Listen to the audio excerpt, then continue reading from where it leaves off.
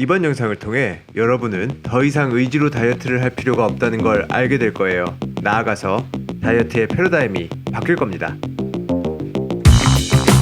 요요 현상은 왜 생길까요? 또 다이어트를 해보셨던 분들이라면 정답을 스스로 알고 계실 거예요. 아마 대부분은 몰려드는 식욕으로 인해서 다이어트 이전의 식단으로 돌아갔기 때문일 거예요. 그렇다면 이 몰려드는 식욕을 참지 못한 건 우리의 의지의 문제일까요? 정말 우리는 다른 사람들보다 의지가 약한 걸까요? 아니요, 전혀 아니에요. 이건 의지의 문제가 아니에요. 몰려드는 식욕을 참지 못한 건 여러분의 의지의 문제가 아니에요. 여러분이 다이어트 도중 음식을 갈망하고 식욕을 참지 못한 거는 애초에 여러분의 다이어트 식단 자체가 잘못 설계되어 있기 때문이에요.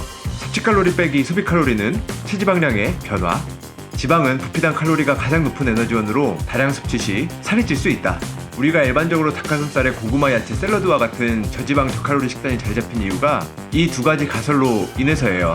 저지방에 칼로리가 높지 않으니까요. 우리는 섭취 칼로리가 줄어들고 소비 칼로리가 늘어나면은 부족한 에너지원을 체지방에서 꺼내서 사용한다고 생각해왔어요. 그래서 살이 빠진다고 생각했고요. 소비 칼로리를 늘리기 위해 운동을 평소보다 과하게 하고 섭취 칼로리를 줄이기 위해서 저지방의 저칼로리 식단을 병행했으며 중간중간 찾아오는 배고픔을 이기기 위해서 음식 섭취는 최대한 나눠서 했죠. 대부분의 사람들이 가지고 있는 다이어트 원칙도 이와 비슷할 거예요. 일단 이 두 가지 가설은 과학적으로 검증된 적이 없어요. 다이어트에 이 가설을 적용하면 요요 현상을 불러일으킬 수밖에 없어요. 그러니까 이 요요 현상은 우리의 의지의 문제가 아니라 저지방, 저칼로리 식단으로 인한 당연한 결과예요. 그리고 여러분들이 한번 생각을 해보세요. 이러한 식단을 평생 지키면서 살아갈 수 있을까? 모든 음식을 섭취할 때 칼로리와 탄단지 비율을 계산해서 먹는 게 가능할까? 하루에 얼마 없는 여가 시간의 대부분을 운동을 하며 보낼 수 있을까? 이렇게 살면 내가 행복할까? 그렇다면 저지방 저칼로리 식단은 왜 요요 현상을 불러일으킬까요? 우리에게는 센서가 있어요. 몸무게 센서. 이 몸무게 센서는 우리의 뇌에 시상하부에 존재합니다. 이 몸무게 센서는 쉽게 말하면 에어컨하고 비슷해요. 에어컨은 설정한 온도보다 온도가 올라가면 온도를 맞추기 위해서 차가운 바람을 내보내죠. 우리의 몸무게 센서도 이와 같아요. 우리에게는 설정된 몸무게가 있습니다.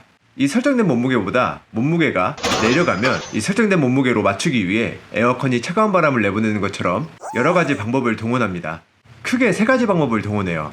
첫 번째로 기초대사량을 낮춥니다. 아무것도 안 해도 100만큼의 에너지를 소비했던 사람이라면 50만큼의 에너지만 소비하게 되는 거예요. 이 때문에 초반에 잘 빠지던 살이 더 이상 빠지지 않게 되는 거예요. 정체기가 오는 거죠. 다이어트 중 의욕이 없고 또의 피로감을 느끼고 추위를 느끼는 이유는 이와 관련이 있어요. 에너지가 부족하니까요. 두 번째로 그렐린 호르몬을 다량 분비하기 시작합니다. 그렐린 호르몬은 배고픔을 불러일으키는 호르몬이에요. 이 호르몬은 우리의 식욕을 집요하게 자극할 거예요. 평소엔 보지도 않던 그 먹방을 보면서 닭가슴살을 먹거나 이 유튜버가 먹는 음식의 냄새를 맡을 수도 있어요. 이 유튜버가 음식을 씹는 소리가 더 선명하게 들리기 시작할 거예요. 밤에 잠이 들 때는 먹고 싶었던 음식을 먹는 꿈을 꿀 수도 있어요. 평소에 수시로 뭔가를 먹고 싶다는 갈망을 불러일으킬 거예요. 우리의 미각, 시각, 후각이 엄청나게 예민해질 거예요. 이 그렐린 호르몬이 음식을 빨리 먹어서 에너지를 보충하라고 지속적으로 명령을 하는 거예요. 세 번째로 포만감을 일으키는 호르몬을 줄입니다. 옛날에는 이만큼 먹으면 배가 불렀는데 몸무게 센서가 가동을 하고 나서는 똑같은 양을 먹어도 배가 안 부른 상태가 된 거예요. 왜냐하면 몸무게 센서는 더 많이 먹여서 빨리 원래의 몸무게로 되돌려놔야 되거든요. 몸무게 센서의 반응을 무시하고 명상을 하거나 동기부여 영상을 보면서 의지를 다잡아봤자 이 신호는 꺼지지 않아요. 그러니까 우리의 의지랑은 별개라는 거예요. 이렇게 의지를 다잡는 시간이 길어지면 길어질수록 우리의 몸무게 센서에 설정된 몸무게 값이 올라갈 수도 있어요. 뇌에서는 이 정도로 했는데도 몸무게를 안 올려?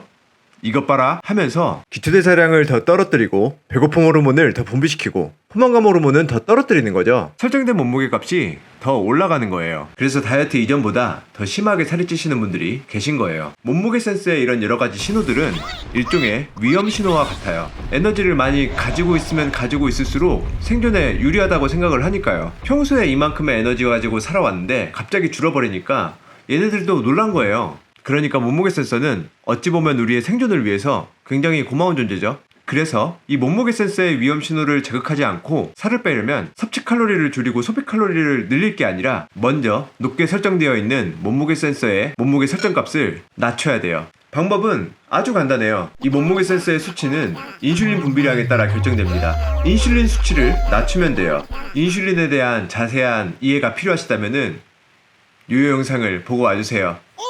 요거 즉 탄수화물 섭취량을 줄이면 됩니다. 하지만 기존 식단에서 탄수화물만 줄인다면은 우리 몸에 사용할 수 있는 에너지가 다시 줄어들기 때문에 몸무게 센서는 다시 위험 신호를 내보내기 시작할 거예요. 그래서 탄수화물을 줄이고 다른 에너지원의 섭취를 늘려야 됩니다. 지방의 섭취를 늘려야 돼요. 아마 대부분은 지방 대신 단백질을 생각하셨을 거예요. 하지만 과도한 단백질 섭취는 우리 신체 대사에 문제를 일으킬 수 있으며 이 몸무게 센서의 몸무게 설정값에 영향을 주지 못합니다. 이 단백질에 대한 이야기는 영상을 따로 제작해서 다뤄보도록 할게요. 단백질이 절대 나쁘다는 게 아니에요.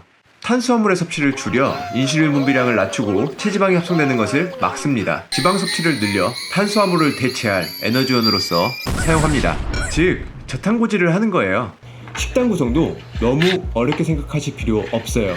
기존보다 탄수화물을 반으로 줄이고 배가 부를 때까지 지방을 섭취하면 돼요. 물론 건강한 지방이요. 내가 평소 한 끼에 밥을 한 공기 먹었다면 반 공기로 줄입니다. 그리고 나머지는 건강한 지방으로 꽉꽉 채웁니다. 적당히 배가 찼을 때까지만 먹는 게 가장 좋지만 배가 부를 때까지 지방을 섭취하셔도 돼요. 왜냐하면 배가 부를 때까지 지방을 섭취하면 포만감 호르몬인 렙틴이 풍부하게 분비되기 때문에 저녁은 자연스럽게 덜 먹게 될 거니까요. 배불러. 핵심은 절대로 배고프게 드시면 안 된다는 거예요. 그리고 저탄고지 식단이 지속되다 보면은 자연스럽게 먹는 양이 줄어들기 시작할 거예요. 하루에 3끼 먹던 게 2끼로 줄어들고 중간중간 먹던 간식에 대한 갈망도 현저하게 줄어들 거예요. 그리고 하향 조정된 몸무게 센서는 우리가 평소보다 폭식을 하더라도 몸무게를 쉽게 늘리지 않을 거예요. 처음에 말씀드렸다시피 이 센서는 몸무게를 유지하려는 특성이 있기 때문이에요. 정리를 한 번만 해볼게요. 첫 번째, 우리에게는 몸무게 센서가 있다. 두 번째, 몸무게 센서는 설정된 몸무게 값을 유지하려는 특성이 있다. 세 번째, 살을 빼려면 저지방적 칼로리 식단이 아니라 몸무게 센서에 설정된 몸무게 설정 값을 낮춰야 된다. 네 번째, 몸무게 센서를 낮추려면 탄수화물의 섭취를 줄이고 지방의 섭취를 늘려야 된다. 다섯 번째, 식단은 기존의 식단을 기준으로 탄수화물을 반으로 나머지는 건강한 지방을 가득 채운다. 꽉꽉 채운다. 배부를 때까지 먹어도 좋습니다. 우리의 의지는 호르몬을 이길 수 없습니다. 하지만 물론 이 호르몬을 의지로 이겨버리시는 분들도 계세요. 대표적으로 연예인들, 피트니스 모델, 보디빌더 이런 외관의 아름다움을 통해서 삶을 영위해 나가시는 분들이죠. 물론 그분들의 정신력은 굉장히 리스펙합니다. 배울 점도 굉장히 많고요. 하지만 모두가 그렇진 않겠지만은 그들 대부분의 식단 자체가 건강하다고 말할 순 없어요. 물론 제가 계속해서 소개하고 있는 이 저탄고지 식단도 어느 정도 의지는 필요해요. 하지만 제가 방금 말씀드린 호르몬을 꺾을 만큼의 의지는 필요하지 않아요. 여러분이 항상 다이어트를 시작할 때 가졌던 의지면 차고 넘칩니다. 충분해요. 그리고 저탄고지 식단이 지속되면 지속될수록 우리의 정신력은 점점 강력해질 거예요. 그래서 저탄고지 식단을 진행하면 하실수록 목표를 향해 나아가시는 게 점점 더 쉬워지실 거예요. 다시 한번 말씀드립니다. 우리는 의지로 호르몬을 이기기 어려워요. 우리는 철저히 이 호르몬을 이용해야 됩니다. 시청해주셔서 감사합니다. 궁금하신 점은 언제든지 댓글 남겨주세요. 왜냐면 이 짧은 영상 속에서 모든 걸 상세하게 설명드리긴 어렵기 때문이에요. 다음 컨텐츠가 궁금하시다면 구독과 알람 설정을 통해 누구보다 빠르게 다음 컨텐츠를 보실 수 있어요. 내용이 좋으셨다면 좋아요도 꼭 눌러주세요. 그럼 모두 행복하고 건강한 하루 보내시길 바랍니다.